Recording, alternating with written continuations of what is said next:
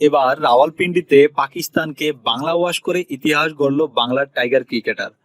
প্রথম টেস্টে 10 উইকেটে জয় পাওয়ার পর দ্বিতীয় এবং শেষ টেস্টে পাকিস্তানের মুখোমুখি হয় বাংলাদেশ।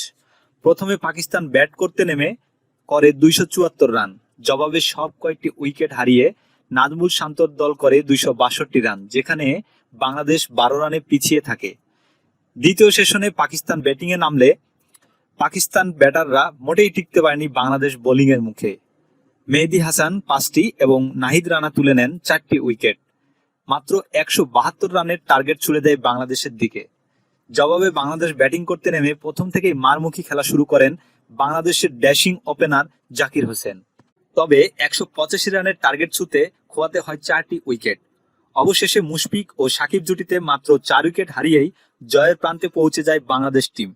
দ্বিতীয় এবং শেষ টেস্টে 6 উইকেটের জয় নিয়ে পাকিস্তানের মাটিতে 2-0 সিরিজ জিতে বাংলা ওয়াশ করে বাংলার টাইগার নাজমুল শান্তর দল।